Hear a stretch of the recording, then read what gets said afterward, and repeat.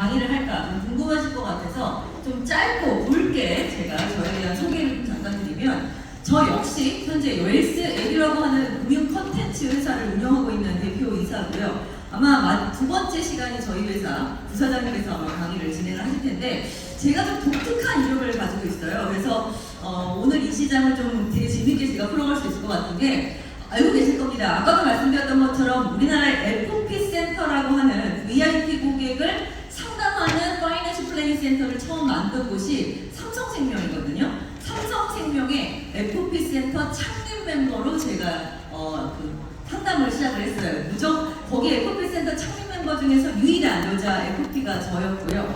그때가 벌써 2001년도였으니까 좀 오래됐죠. 근데 참 저는 IMF 때 참고로 삼성그룹 공채로 입사해서 2001년도부터 삼성 FP 센터 창립 멤버로 VIP 고객을 상담을 시작했고요. 이제 그렇게 시작하고 바로 창업한 게 아니라 굉장히 다양한 커리어를 좀 거쳤습니다. FP 센터에 상담하다 보니까 한 8년 정도 상담하다 보니까 직접 고객을 자산 관리하고 싶다는 생각이 들어서 제가 HSBC 은행으로 옮겼고요. HSBC 은행 자체가 외국계 외장의 은행이다 보니까 거기가 이제 기본 그때가 2006년도였는데 최소 예금 예치 금액이 1억 이상만 받았으니까 정말 VIP 고객분들만 오시는 곳이었거든요. 근데 거기서 직접 프라이빗 뱅커로 자산 관리 영업하면서 최연소로 임원 달았고요. 거기서 또 이제 열심히 살았으면 됐는데 문제는 HSBC 은행이 2008년에 금융위기 때 철수했어요. 어이가 없지 않아요, 그죠? 우리나라도 자산 다 망가졌는데. 자, 그래서 제가 그 이후에 옮긴 게 NH투자증권 프리미어 블루라고 하는 또 자산가들만 상담하는 최부유층 NH투자증권의 증권사로 옮겨서 VIP 고객분들을 상담을 했고요. 사실 여기가 되게 추억의 장소인 게, 그게 올라오다 보면 NH투자증권 연수원 있잖아요. 거기서 저도 연수 받았거든요. 여기가 굉장히 좀 낯이 익더라고요. 자, 거기서 이제 끝나지 않고 마지막으로 증권사에서 근무 마치고 실제 우리나라 프라이빗 뱅킹과 VIP 시장에 대한 이 지식을 가지고 한번 기획 업무를 해보고 싶어서 우리은행 PB 기획팀에서 웰스 매니지먼트 팀을 이끌다가 해보니까 이거 내가 해도 되겠네? 라는 생각이 좀 들었나 봐요. 그래서 제가 거기서 나와서 이제 파이낸스 MBA 공부하면서 다 감사하게도 미국의 그 와튼스쿨하고 싱가포르 MBS가 연계되어 있는 학교에서 공부할 기회가 있어서 공부를 하고, 그 다음에 제가 웰스 애교라고 하는 저희 회사를 지금 창업한 지가 12년 차 정도 될 겁니다. 자, 느낌 오셨겠지만 일단 저는 우리나라 한국 금융기관 거의 다 경험해봤어요. 그렇죠? 국내 은행, 외국계 은행, 증권사, 보험사까지 거의 다 거쳐봤고요. 거기에서 또 제가 유일하게 했던 업무가 다 VIP 고객 자산관리 상담이었습니다. 그러다 보니까 아마 우리나라에서 그래도 한국 금융시장에서 VIP 고객의 특징이라든지 이 고객에 대해서 그래도 가장 좀 자신있게 여러분들께 말씀드릴 수 있지 않을까 싶어요. 그래서 오늘은요, 사실 이것도 만약 저희 과정 굉장히 길게 운영하고 있습니다만, 오늘은 짧고 임팩트 있게 딱 50분 정도 한국 VIP 고객들 과연 어떤 사람들일까? 어떤 특징이 있을까? 그리고 이런 VIP 고객을 공략하기 위해서는, 저희가 마케팅을 효과적으로 하기 위해서는 어떤 마케팅 방안을 써야 될까에 대해서 제가 간략하게 좀 설명을 좀 드릴게요. 자, 여기서 제가 궁금한 게, 여러분들은 부자, VIP 그러면 얼마 정도 있어야 VIP라고 생각하세요? 얼마? 역시 통끝입니다. 옛날에는요, 한 10억, 30억 이랬거든요. 근데 요즘에는요, 그냥 무조건 질러. 100억이야, 100억. 와. 근데 이제 우리나라가 VIP 고객을 따지는 이 기준 중에 집을 빼고예요. 일단 집을 빼고 금융자산 10억 이상부터를 금융회사에서는 VIP라고 보통은 얘기합니다. 근데 이 VIP도요, 딱 층이 나눠져 있어요. 자, 요즘은요, 대중부유층이라고 해서 매스 어플런트라고 하거든요. 금융자산 1억부터 10억 사이, 이거 대중부유층. 그 다음에 아까 우리가 얘기했던 부자, 일반 부자는 금융자산 10억부터 100억. 그 다음에 초부유층, 하이네버스 인디비주얼이라고 하는 초부유층은 금융자산 100억부터 이제 그 이상, 300억 이상, 이 정도를 저희가 VIP 고객이라고 이렇게 층을 나누고 있더라고요. 자, 그러면 우리나라 VIP 고객분들 얼마나 많은 것 같으세요? 느낌 오세요? 느낌 오셔야 돼요. 왜? 진짜 많아졌어요. 회사에서 이 시장을 공략하기 위한 상품을 만든 건 절대 우연이 아닙니다. 왜냐면 제가 아까도 저희 담당자분하고 잠깐 얘기했는데, 제가 오늘 연초에 그 신라호텔에서 VIP 고객 세미나 관련한 굉장히 큰 있었는데 그때 모 보험사가 거기 있는 FC님들 500명을 신라호텔 초청해서 제가 그때 한국 VIP 시장에 대해서 강의를 한 적이 있어요. 왜냐하면 아시아 시장에서 외국계 보험사였는데 아시아에서도요 한국 자산가들 증가 속도가 눈에 띄게 빨라서 이 시장 굉장히 주목하고 있는 시장이거든요. 아니 해외에서도 우리나라 자산가들 많아져서 이렇게 주목하고 있는데 국내에 있는 우리가 이 시장을 뺏기면 되겠습니까? 당연히 안 되죠. 그죠? 자, 그래서 공략을 할 수밖에 없는 거죠. 자, 지금 보시면 그래프 잠깐 느낌 보시면 아시겠지만 야 정말 우리나라 정말 대단한 게요. 많이 늘었습니다. 정말 많이 늘었어요. 자, 그리고 증가 속도가 여러분 이해가 안 가실 텐데 우리나라 지금 인구가 줄어들고 있습니까? 늘어나고 있습니까? 네, 줄어들고 있습니다. 인구는 줄어드는데요. 부자는 늘어나고 있습니다. 근데 얼마큼 늘어나는지 아십니까? 연 9.9% 거의 10% 이상씩 늘어납니다.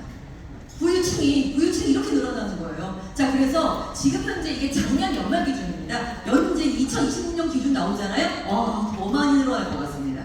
왜? 올해는 또 금융시장도 엄청 좋았잖아. 자, 그러다 보니까 지금 47만 명이 아니라 50만 명은 그 거뜬히 넘어가지 않을까라고 하는 게 우리나라 VIP 시장이고요. 자, 일단 보시면 지금 금융자산 10억을 넘게 가지고 있는 사람들이 거의 우리나라에서 지금 50만 명 가까이 될 정도로 굉장히 많아지고 있는데 상위 10% 정도 되는 VIP 자산이 보통 21억 원 정도 된다라고 하는데 이 자산은 이제 집까지 다 포함한 자산이겠죠? 자, 그러면 서울에 집 하나 가지고 있으면 거의 이제 상위 10% 안에 드는 자산가다라고 이제 보실 수가 있을 것 같아요. 근데 이 부자들도요, 와, 특징이 있어요. 제가 2001년도부터 VIP 상담했다고 말씀드렸잖아요. 그때 만났던 부자분들과 2010년도, 그 다음에 지금 2025년도, 6년도에 만났던 부자분들의 어떤 이 부자가 부과됐던 그의 경로라든지 아니면 자산을 운용하는 이 퍼센테이지가 되게 많이 바뀌었어요. 와, 뭐가 바뀌었을까? 저 정말 재밌어요. 자, 그리고 우리가 자산가를 공략해야 되는 이유가 여기 있습니다. 뭐냐면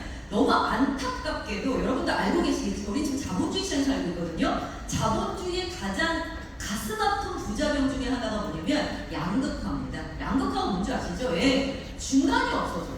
사실 보험은요, 중산층에 딱 맞게 설계되어 있는 상품이거든요. 왜? 납입료라고 있으면서 나중에 큰 리스크가 있을 때 대비를 하기 위해서이기 때문에 중산층한테 가장 필요한 사실 상품이었는데 중산층이 사라지고 있어요.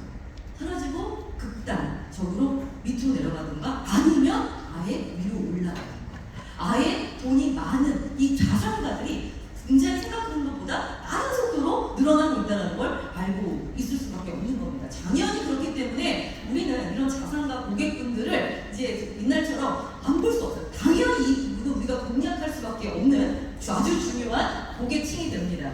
여러분 지금 너무 웃긴 게 제가 지금 은행에서 마지막 우리은행에서 근무했을 때도요. 우리은행에서 은행에서 고민이 뭔지 아세요?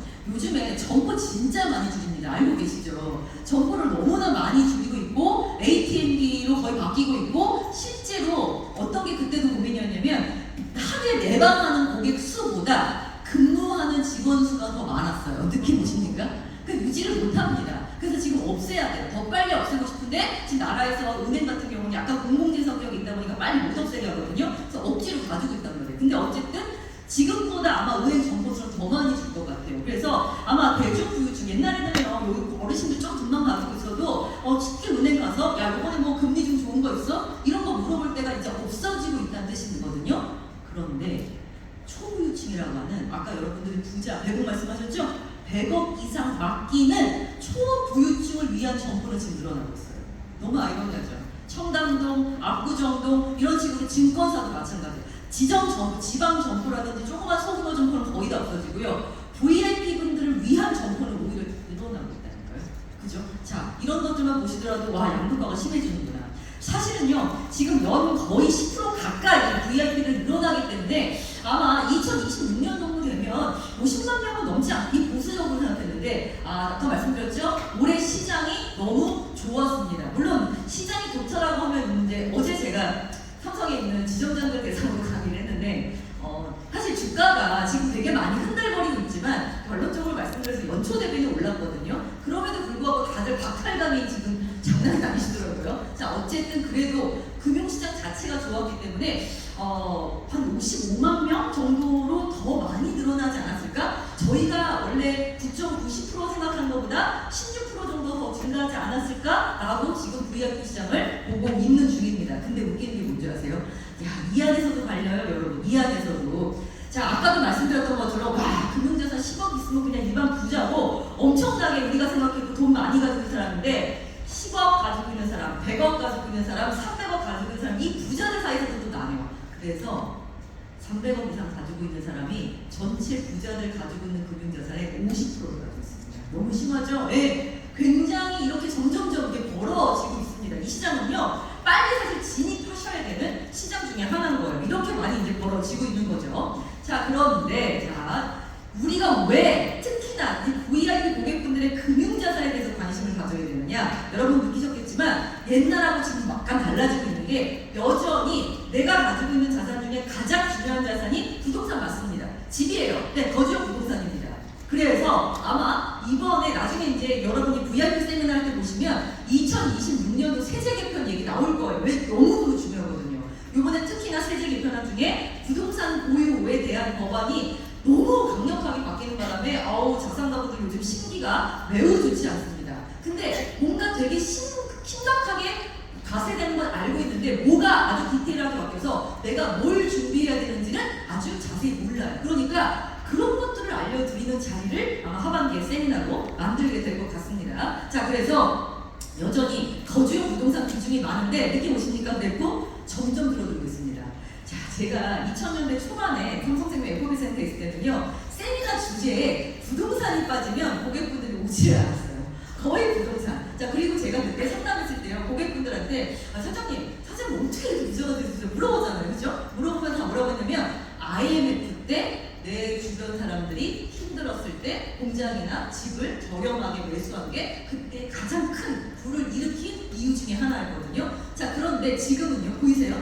부동산 비중이 점점 줄어들고 보신 것처럼 금융자산 비중이 엄청나게 늘어나기 시작합니다. 그래서 아마 이번 점심시간 이후에 우리가 아마 금융시장에 대해서 저랑 같이 아마 공부하는 시간을 좀 가지게 될 겁니다. 도대체 한국의 금융시장이 어떻게 바뀌어가고 있길래 도대체 금융자산, 특히 VIP들이 금융자산을 이렇게 많이 늘려가고 있을까라는 것들을 저랑 한번 같이 얘기를 해보시는 거죠. 자, 그런데 그게 점점 줄어드는데 특히나 이렇게 가속도가 붙게 되니까 코로나 때예요.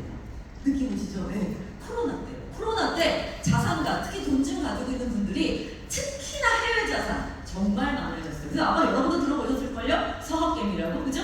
자, 돈 좀 있는 분들이 달러 바꿔가지고 해외 투자하면서 본격적으로 5년 전부터 부동산에서 금융자산으로 이전하는 속도가 빨라지기 시작했습니다. 빨라지기 시작했어요. 자, 그리고 보시면 일단은 보유하고 있던 예금 자산조차도 이렇게 바꾸고 싶어 합니다. 예전에는 이제 거의 다 예금 일색이었다면 이제는 투자 수익률을 이제 여러분들 고민하기 시작하시는 거예요. 옛날 고객분들은요, 주식은 무조건 투기였어요. ETF가 뭐야? 이런 거 관심도 없었다니까요. 근데 이제는 좀 뭔가 분위기가 바뀌어가고 있는 겁니다. 왜 바뀌었을까? 옛날하고 뭐가 달라졌길래? 자, 이런 것들 좀 말씀드리고요. 그 다음에 저희가 이제 VIP 세미나 할 때 제가 요즘에 저도 이제 대표이사들 모임이 좀 많아졌는데 법인 대표들이라든지 법인 이제 사장들 만나잖아요. 그러면 확실히 달라진 게 옛날에는요, 법인 자산을 가지고 운용을 해? 있을 수 없는 일이에요. 법인 자산은 항상 유동성 때문에 법인이 필요한 돈이기 때문에 이거를 운용하는 건 MMF 내지는 무조건 예금이었어요. 언제 뺄지 모르니까. 근데 지금은요, 법인 명의의 자산도 운용하는 게 굉장히 당연해지고 운용을 안 하면 굉장히 뒤처진다는 생각을 가질 정도로 많이 바뀌었어요. 그래서 대표이사들이 가장 궁금해하는 것 중에 하나가 금융시장이에요. 금융시장 앞으로 어떻게 될까? 흐름 어떻게 될까? 이런 거에 관심이 너무나 많아졌어요. 이것도 굉장히 많이 바뀐 이슈 중에 하나입니다. 제가 실제 우리 대표이사들 분들하고 한번 되게 재밌었던 게 있었던 게, 대표이사분들 중에 자기가 가지고 있는 집까지 열심히 모았던 돈 한 30억 정도가 있었는데 그 중에 한 1억 정도를 주변에서 야, 그거 예금만 넣지 말고 한 1억만 빼가지고 작년에 내가 좋은 거 그냥 말씀, 지금 사람들이 아니니까 작년에 삼성전기 좀 넣어놔봐라. 그거 너무 괜찮을 것 같다라고 누가 추천을 해줬대. 그래서 그래, 증권 계좌 하나 열고 한 1억 정도만 묻어놓자 라고 생각하고 묻어놓고 올 이제 여름에 쓸 일이 생겨가지고 불러가지고 야 지금 금융자산 어디 있는지 한번 싹 다 한번 뒤져봐 라고 해서 딱 가져와서 예금 30억 있는 거 얼마인지 하고 증권사 계좌를 딱 열어봤는데 그게 얼마가 돼 있었게요? 알고 계시죠? 알고 계시는 분들은 작년에 1억 올랐는데 그게 11억이 돼 있는 거예요. 눈이 돌아가죠. 그 사장님은 뭐라고 했는지 아세요? 내가 손에 기름때 묻혀가면서 평생을 열심히 돈을 벌어가지고 이렇게 힘들게 돈을 벌었는데 야 얘한테 얘 지금 하나 투자했더니 투입 난 거 보니까 이게 물론 작년이 이례적인 일이고 올해도 이례적인 일입니다. 하지만 그게 보여주는 건 뭐예요? 와 내가 신경 좀 써야겠구나. 내가 옛날처럼 그냥 방치해 놓는 거는 이건 이제 더 이상 안 되겠구나. 이런 이제 느끼시는 거예요. 많이 달라졌어요 진짜. 고객분들 생각이 정말 많이 바뀌기 시작했어요. 그러면서 금융자산 좋아. 금융자산은 이렇게 포션이 많이 늘어났어. 그러면 금융자산 중에서 또 어떤 금융자산? 부동산 팔아서 싹 다 예금? 아니죠. 예금하려면 부동산 했겠어요? 자 팔았겠어요? 부동산 팔아서 예금으로만 간 게 아니라 예금 비중도 늘었지만 투자에 대한 생각이 완전히 바뀌었다니까요. 실물에 대한 생각이 완전히 바뀌었다니까요. 제가 뒤에서도 말씀드리겠지만 여러분 지금 보통 재테크 강의할 때 가장 많이 나오는 그 용어 중에 하나가 72의 법칙이라는 게 있어요. 아인슈타인이 얘기했던 복리의 마술인데 내가 지금 가지고 있는 금융자산을 내가 지금 운용하는 금리를 나누면 이거를 2배 만드는 데 걸리는 시간을 계산해 주거든요. 자, 여러분 지금 현재 정기예금 몇 프로예요? 2.5? 그래서 약간 이럴 때 3% 좋아. 3% 좋다. 3%로 만약에 지금 정기예금을 운용을 하면 여러분들이 가지고 계신 1,000만 원을 2,000만 원 만드는데 얼마 정도 걸릴까요? 계산해 보시면 24년 걸립니다. 24년. 그죠? 24년 버티실 수 있으니까 그죠? 힘들 것 같은 그죠? 자, 근데 작년에 코스피 그냥 주식 필요 없어. 전자고 하이닉스 다 필요 없어. 그냥 코스피 인덱스 우리나라 코스피에 작년 수익률이 연 74%가 넘거든요. 그러니까 눈 감고 그냥 코스피만 넣었어도 내 돈 1,000만 원이 1년 있다가 얼마가 된다? 2,000만 원이 됐던 게 작년하고 올해 있었던 일입니다. 느낌 오십니까?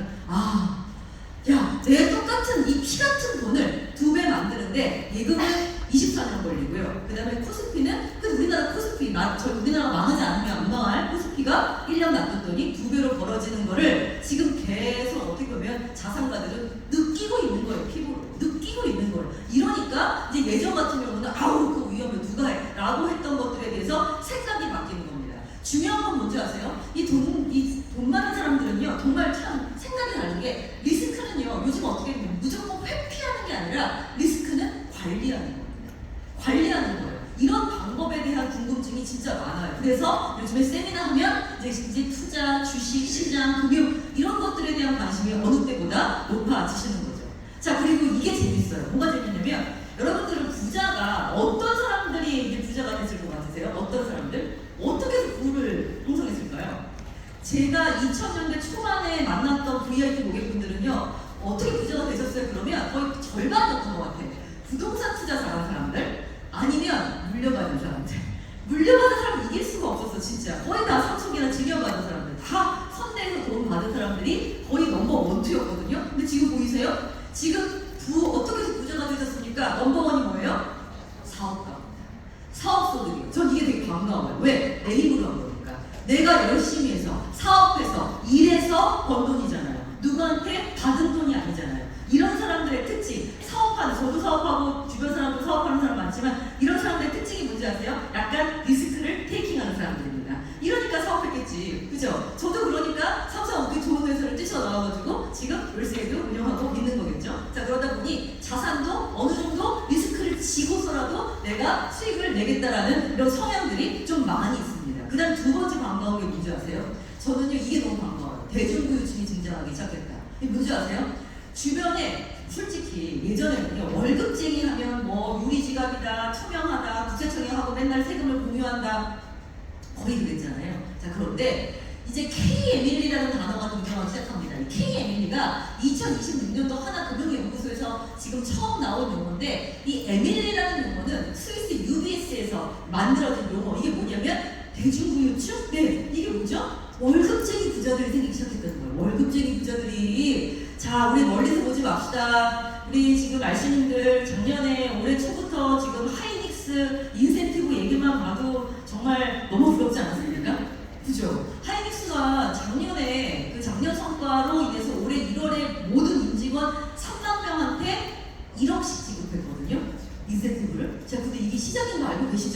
네, 올해 받은 성과금으로 내년 얼마 지급한대요? 사실은요, 네, 거의 맥스가 없어서 3억 이상 지급한다는 얘기가 거의 많았죠. 지금 약간 좀 많이 있지만, 하지만 내년은 더 좋을 거라잖아. 내년에 이 더 좋은 성과금으로 그 다음에 2월에 야 거의 잘하면 뭐 5억도 넘는 성과금이 나온다더라. 1년 동안, 아니 3년 동안 앞으로 하이닉스 3만 명의 직원이 거의 10억이 넘는 인센티브를 받아간다더라. 아주 난리였어 신문에서. 기억나시죠? 자, 근데 이분들이 근로소득자잖아. 근데 인센티브가 지금 어마어마하게 받는다고 하잖아. 자, 이분들이 인센티브 받는다고 하니까 난리가 났죠. 어디가? 삼성전자가. 저희 건물이 삼성전자 바로 옆인데 하이닉스 인센티브 발표나자마자 그 다음부터 뺑소니 소리가 들리기 시작해가지고 아 진짜 귀가 아파가지고 진짜. 자, 하루도 조용할 날이 없이 인센티브 더 달라고 지금 공무원을 받아내긴 했잖아요. 자, 여러분들 우리 주변에 대기업 다니시는 분들이 엄청나게 부유층이 돼가고 있습니다. 멀리 안 가도 되는 거야. 이제 월급 받으시는 중산 부유층이 많이 생기기 시작한 거야. 그래서 일단 서울에 집만 가지고 있어도 서울 자가 김부자 K에밀리의 아주 대표적인 이제 명칭이 이제 돼가고 있는 거죠. 너무 반가운 거죠. 너무 반가운 거죠. 자, 그래서 이분들 자산이 결코 작지 않아요. 아까 얘기했던 부유층이라고 얘기할 만한 자산 수준에 올라가 계신 겁니다. 와, 근데 우리가 주변에 이제 대기업 다니시는 분들, 특히 맞벌이 하시는 분들은 정말 딱 이 K에밀리에 들어올 수 있는 대중부유층이 되시는 분들이시거든요. 멀지 않습니다. 다 주변에 있어요, 진짜. 자, 근데 이분들 특징이 뭐냐고. 이분들 특징이 자기 노력으로 된 거예요. 엄마 아빠한테 물려받은 게 아니야. 자, 그러다 보니까 이분들은요, 다른 사람들보다도 내가 노력해서 돈을 벌었던 경험이 있기 때문에 금융상품, 금융투자에 대한 공부를 굉장히 관심이 많은 사람들입니다. 그 어떤 것보다도. 그래서 아마 제가 점심시간 이후에 여러분들한테 이제 금융에 대해서 말씀을 드릴 텐데, 여기서 궁금한 거. 말씀님, 부자들이요, 뭐에 가장 귀가 열린 것 같으세요? 뭘 궁금해할 것 같으세요? 부자들이?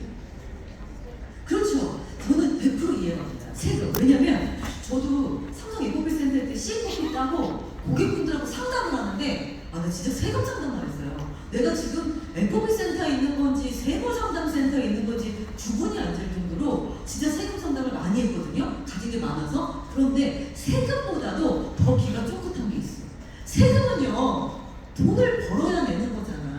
그죠? 돈이 있어야 내는 거잖아. 그럼 그 전에 부자들은 또 어떤 거에 귀가 열리냐면, 사람들은 다 똑같다. 우리 RC는 이번에 진짜 영어 나가면 너무 잘했어요. 근데 옆팀에 있는 사람이 와, 이번에 엄청나게 편성 크게 한 거야. 안 궁금하세요? 나도 영어 잘하지만 궁금하지 않으세요? 부자들도 똑같아요. 부자들도 되게 재밌는 게 뭐냐면, 다른 사람들이 어떻게 해서 돈 벌었지 되게 궁금해합니다. 얘 뭐 해서 이렇게 돈 벌었지? 뭐 해서 이렇게 사업 성공했지? 뭐 투자해서 이렇게 돈 벌었지를 굉장히 궁금해합니다. 그래서 사실 이번 금융시대 2025년도부터 2026년도에 와, 투자로 굉장히 큰 부를 쌓으신 분들이 많이 생기셨거든요. 도대체 어떻게, 어떤 방법으로 다른 부자들은 뭐 해서 돈 벌고 어떻게 절세하지? 이런 것들을 여러분들이 알고 계셔야 나중에 고객분들 만날 때 사장님 아시는 분들 중에서요, 이렇게 해가지고 이번에 굉장히 큰 수익을 보신 분이 계시대요 라는 얘기들 굉장히 좋아하세요. 그래서 VIP들 관련한 이런 강의라든지 이런 얘기 되게 많이 알고 계셔야 돼요. 누구든 어떤 식으로 이렇게 수익을 냈다더라. 이런 게 굉장히 여러분들한테 좋은 팁이 됩니다. 그래서 여러분 이렇게 같이 공부하시는 거죠. 자, 그래서 이런 분들 특징 아까 말씀드렸죠?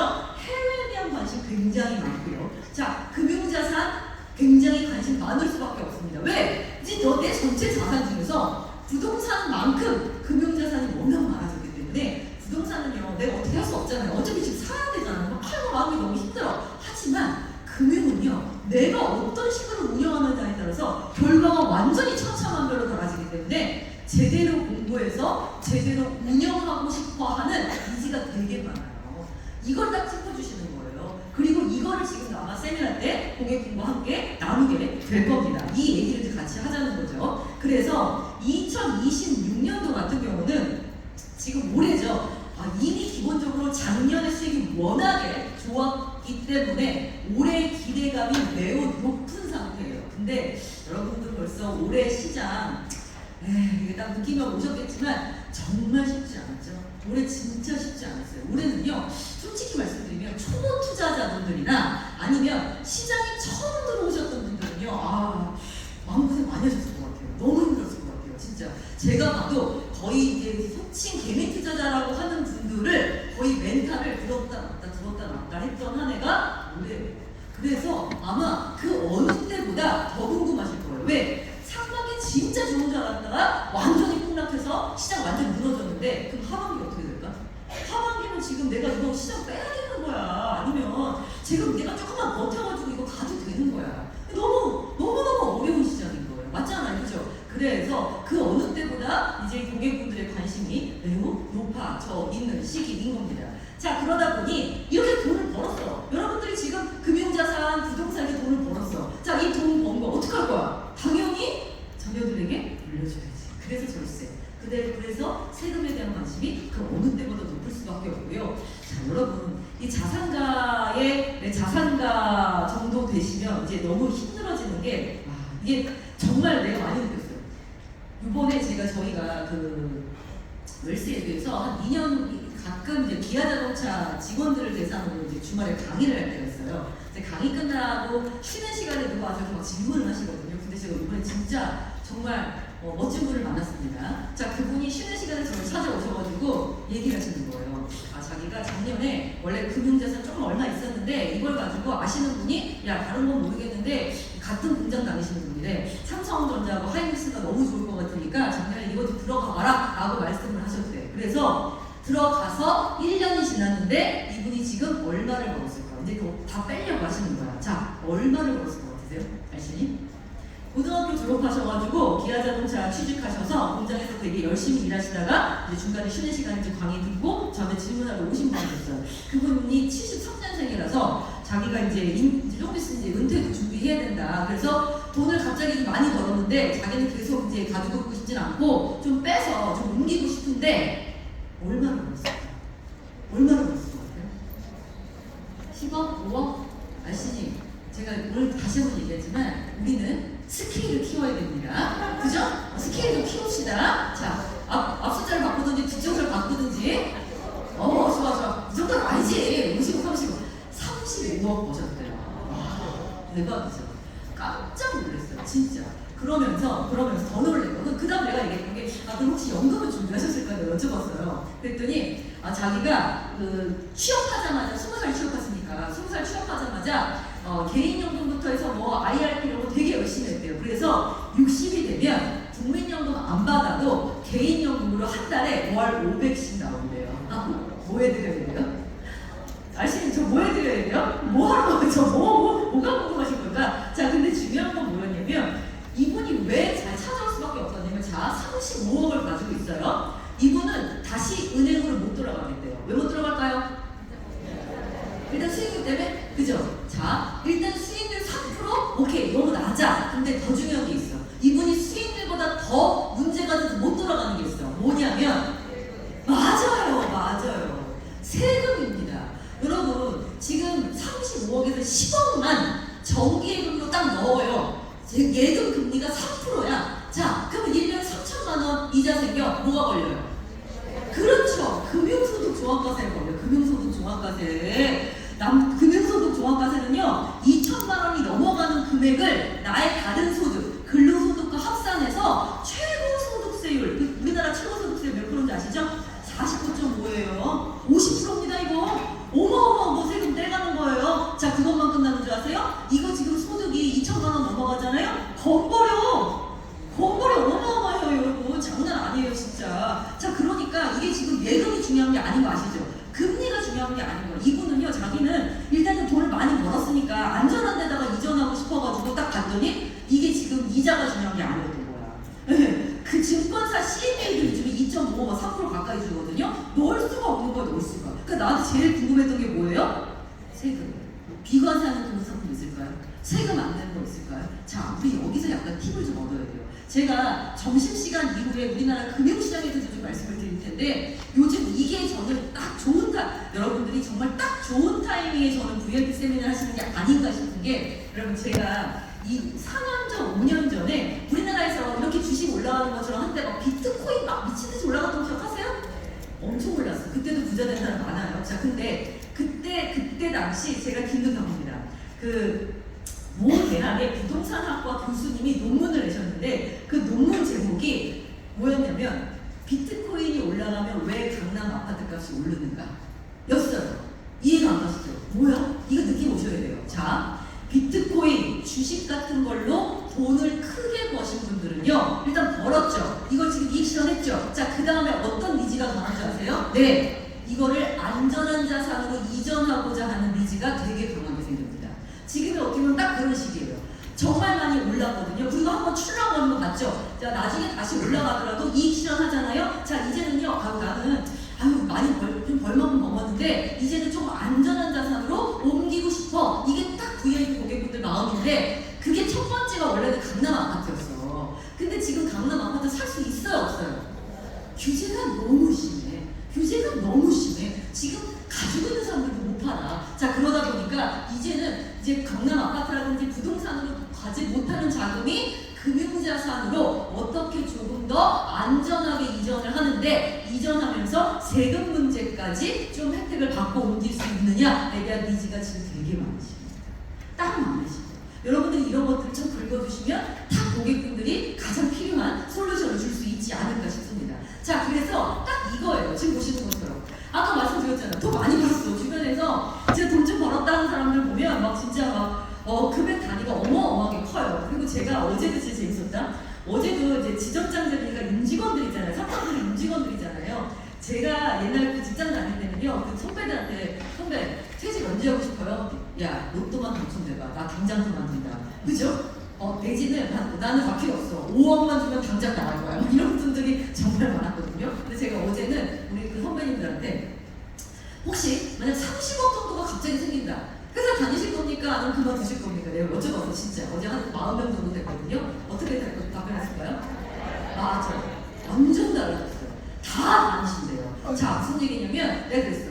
아마 여기 앉아 계신 분들 중에 지금 금융자산을 한 10억, 20억 벌고 이 딱 가지고 모른 척하고 다니시는 분들 있을 수 있다. 잘 봐라. 그죠? 갑자기 어느 날 차를 바꾼다든지 명품 시계를 산다든지 그런 분들이 진짜 직장에서 정말 생길 수도 있다라는 겁니다. 그 정도로 많이 생기고 있는데 문제는 뭐다? 이런 분들 금융사를 많이 사다 보니 금융소득 종합과세가 문제가 되는데 이 금융소득 종합과세 2천만 원이라는 이 2천만 원이 언제 생긴 건지 아시죠? 20년 전에 여러분 20년 전 2천만 원 지금 갔냐고요 지금. 그죠? 이 문제잖아. 거기다가 자 여러분 이것도 문제지만 이렇게 가지고 집 하나 샀다고 칩시다. 자 강남 아파트 지금 평균 집값이 20억이 넘었습니다. 아시죠? 30억 정도 됩니다. 거의 평당 1억입니다 지금. 자 그러면 그분들은요 집 하나 애들한테 빌려주는데 상속세율이 30억 이상은 몇 프로예요? 50%예요. 솔직히 여러분 솔직히 우리 아시니 증여 상속은요 원래 부자들 얘기 아닙니까? 맞죠? 상속세를 낸다고 우리나라에서 부자들 얘기였죠? 근데 지금은요 강남에 집 한 채 가지고 있고 뭐 하나 조그만 거 가지고 있으면 무조건 상속 증여 애한테 내가 원하는 대로 절대 물려줄 수가 없어서 아까 말씀드렸던 것처럼 VIP가 제일 궁금해하는 거 시장 어떻게 되지? 금융에서 어떻게 하지? 하고 그 다음에 이거 물려줄 때 세금 어떻게 하지? 이거 세금 다 뺏기면 나 애들한테 뭐 물려주지? 이거예요. 이 두 가지입니다. 그래서 아마 세미나도 이 두 가지 주제로 아마 준비가 될 거예요. 왜? 가장 궁금해하니까. 이런 것들을 가장 궁금해하니까. 자, 여러분 아주 기도 안 차. 남 얘기도 아니야 이거 지금. 강남에서 지금 현금 100억이 넘어 이제 48평, 50평 아파트 건물이 아니고 죄송한데 강남 건물 얘기가 아니고요. 한 50평, 40평 가지고 있는데 요번에 거래된 아파트 초고가 와 이런 분들 같은 경우는 뭐 당연히 집 하나 가지고 있어도 상속 증여가 당연히 이슈가 될 수밖에 없는 게 현재의 실정입니다. 자 관심을 가질 수밖에 없겠죠. 자 그런데 아까 보여드렸던 것처럼 대중부유층이 증가하고 있잖아요. 그죠? 금융자산 1억부터 10억 사이에 금융자산을 가지고 있는 대중부유층, 근로소득자들 증가하고 있는데요. 문제는 만날 채널이 없어지고 있어.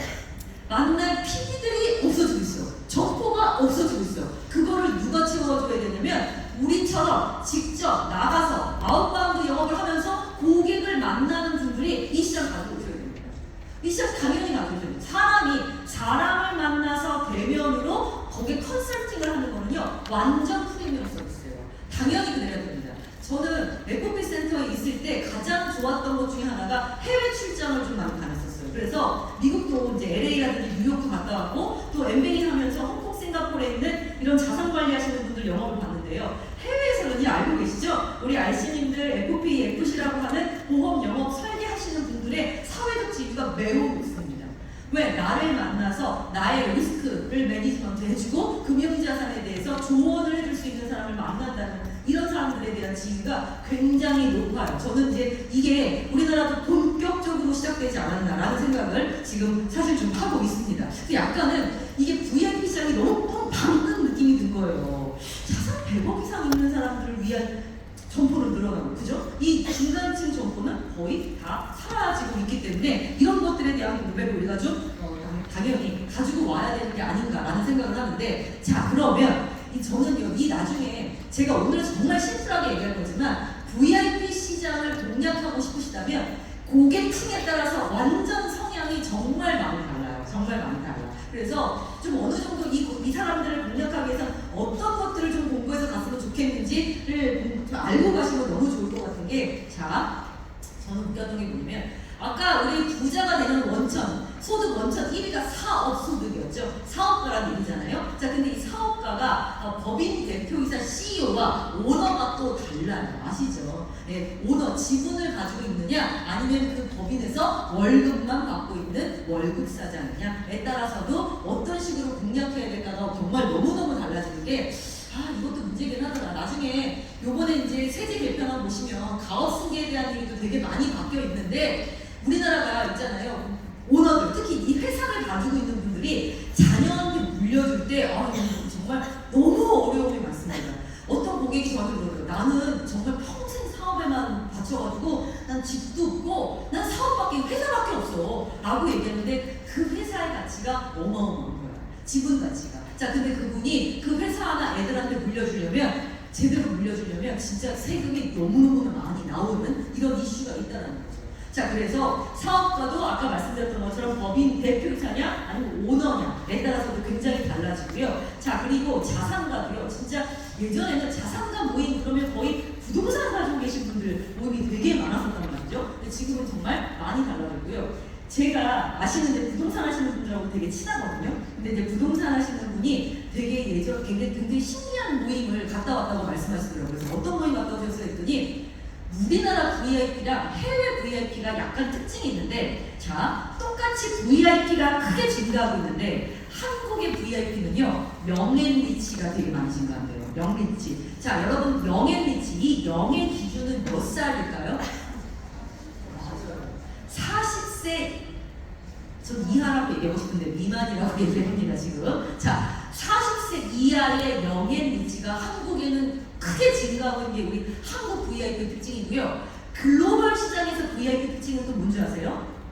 여성 자산가가 늘어나는 게 특징이 됩니다. 여성 자산가. 그래서 여성 자산가가 왜 이렇게 많이 늘어나 봤더니 아이러니하게도 이혼으로 인한 재산분할.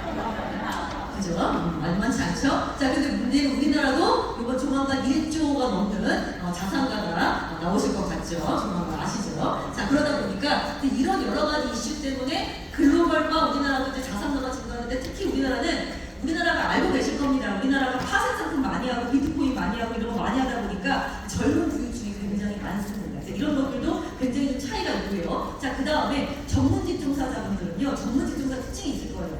일단 전문직 종사자분들을 만나면 기분 좋지가 않아요. 그죠? 어찌나 이렇게 사람들을 그렇게 하시는지 맨날 자기만 막 보죠. 다 알죠. 우리 많이 만나봤으니까. 자, 근데 전문직 종사자, 제가 외국 경영을 할 때 가장 큰 특징 중에 하나가 뭐였냐면, 전문직 종사자는 좀 성격이 딱 두 개인 것 같고, 하나는 본인이 너무 빠꼼이에요. 그래서 진료 오지 않는 시간은 스크린 모니터가 바뀌어, 딴 걸로. 무슨 말이죠? 자기가 다 해. 하지만 그렇지 않은 분은요, 재산을 다 누가 관리해요? 와이프가. 네.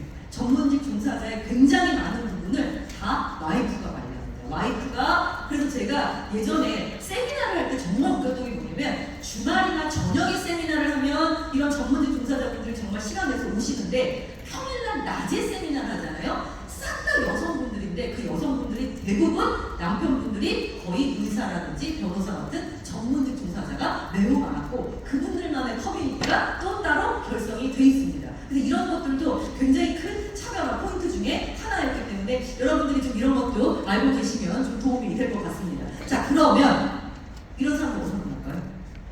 어디서 만나요? 만나야지. 제가 사실 이 세미나 마케팅 할 때도 꼭 말씀드렸던 게 뭐냐면 그 외장의 은행 같은 경우는 세미나를 정말 많이 해요.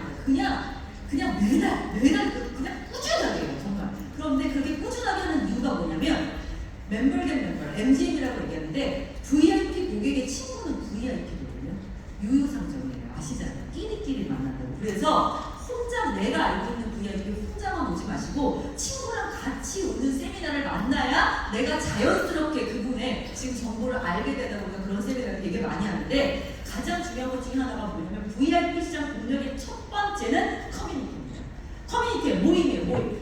확실히 이렇게 말하면 좀 죄송하기는 한데 저도 전 직장 모임을 좀 못 나가게 되더라고요. 저 직장 되게 많이 오겠잖아요. 전 직장 모임 되게 많거든요. 근데 어느 순간은요, 이 나가서 말하게 되는 이 대화가 안 맞아요. 왜? 저는 애들 급여를 줘야 되고, 그 다음에 정말 이 생각하는 것 자체가 너무 달라지기 시작하는데, 피고용자와 고용자의 이 위치가 너무 바뀌는 거예요. 난 이 사대보험 나가는 게 너무 아까워가지고, 야, 이거 어떡하냐 고민하고 있는데, 여기서는, 야, 월급이 이게 뭐냐? 뭐 이렇게 얘기하니까 이제, 야, 이게 너무 생각이 달라져서, 확실히 이제 그런 같은 고민을 하는 사람들끼리 만나다 보니까 커뮤니티가 매우 중요합니다. 그래서 VIP들은요, 개별 공략하는 것보다는요, 이 모임에 소속돼서 이 모임을 관리하는 게 가장 큰 효과를 봅니다. 우리 예전에 저희도 이제 VIP 마케팅 할 때 항상 이런 것들을 공략하라고 말씀을 드리거든요. 자, 그래서 지금 보시면 이 커뮤니티 보통은 이렇게 자산가들이라든지 대표이사들이라든지 이런 사람들은요 외로울 수밖에 없죠. 그 사람들이 많지가 않으니까. 그래서 이 커뮤니티가 되게 끈끈해요.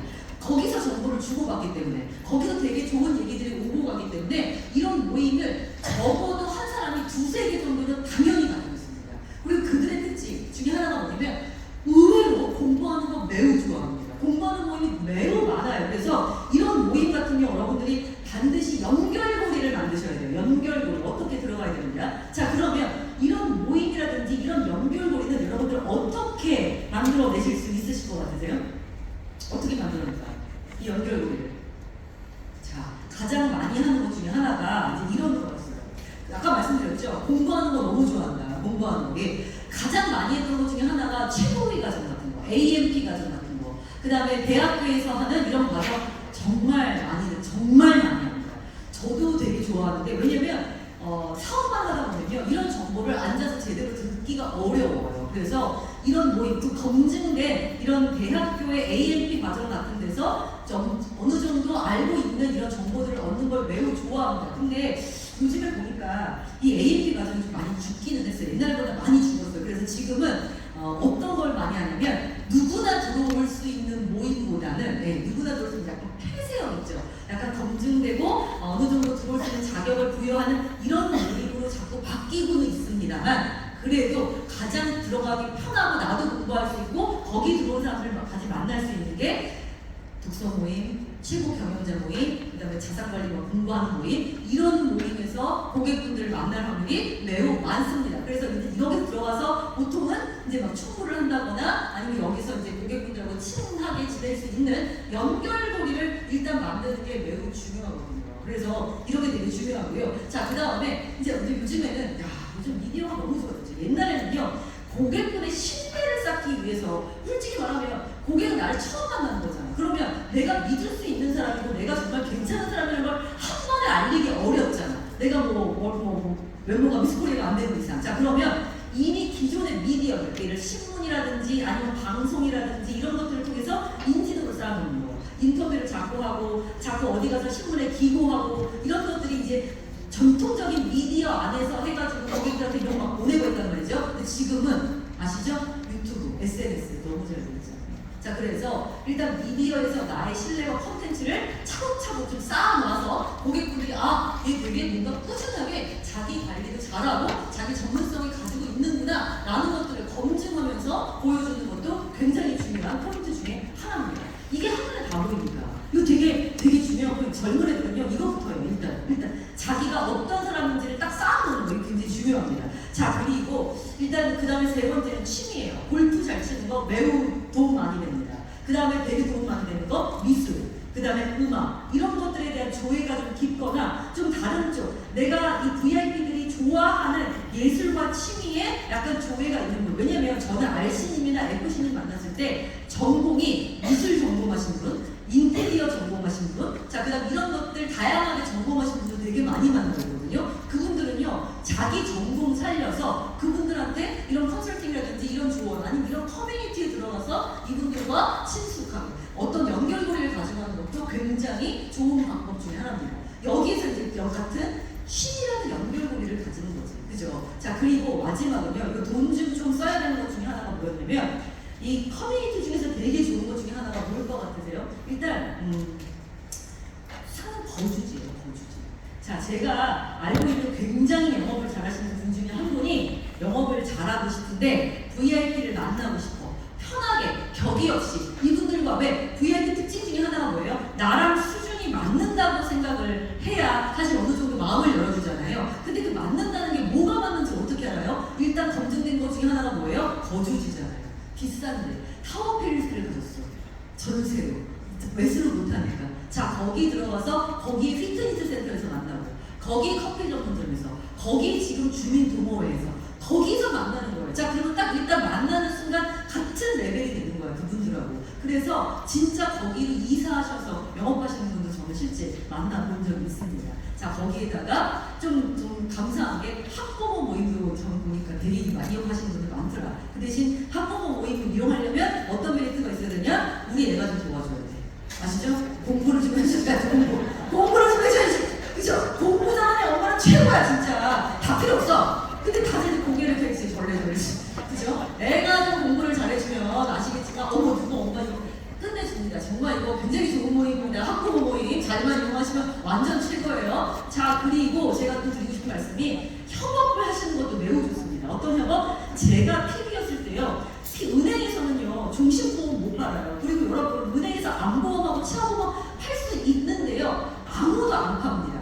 아무도 안 팔아요. 왜? 그걸 언제 설명하고 있어요? 이거 전문 지식이잖아요. 못 팔아요. 그래서 은행 PB들이요, 차라리 고객이 이런 니즈가 있잖아요. 아시는 분들 소개시켜, 저도 그랬어요. 아시는 분 소개시켜주고 말지, 내가 거기에 앉아가지고 설계하고 있어. 내 혈관이 어쩌고, 씨발. 절대 못합니다, 여러분. 진짜 내 거 설명하기도 바빠 죽겠는데. 자, 그래서 여러분들 가장 좋은 게 VIP를 관리하는 PB라든지 증권사라든지 이런 사람들의 하고 협업하는 이런 네트워크 만들어 놓는 거 굉장히 필요합니다. 굉장히 필요합니다. 그래서 여러분들이 지금 이 외에도 제가 그냥 이 케이스만 몇 개만 가지고 왔지만 이 외에도 이런 VIP들 모임에 내가 연결고리를 가져갈 수 있는 것들에 대한 연결고리를 가지고 이 커뮤니티를 관리하고 이 안에 들어가 있어야 VIP 시장을 성공적으로 저는 공략할 수 있다고 생각해요. 자, 그리고 항상 말씀드리는 거지만 아까 파트장님 얘기 듣고도 마음이 아팠지만 저는 VIP 시장을 공략하는 가장 좋은 방법은 여러분들이 VIP가 되시는 겁니다. 당연한 겁니다.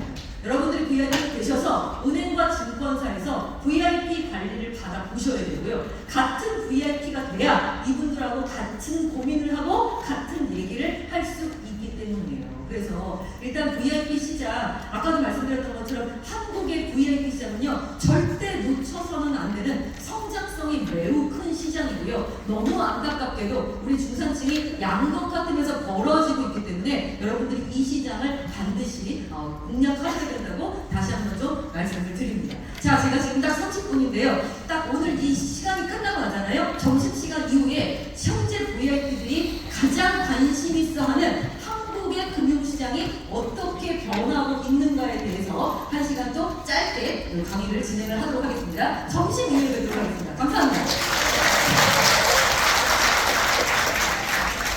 네, 오정장이 주인 선생님께 다시 한번 큰 박수 부탁드립니다. 네, 지금부터 1시까지 점심 식사를 하시면 될 텐데요.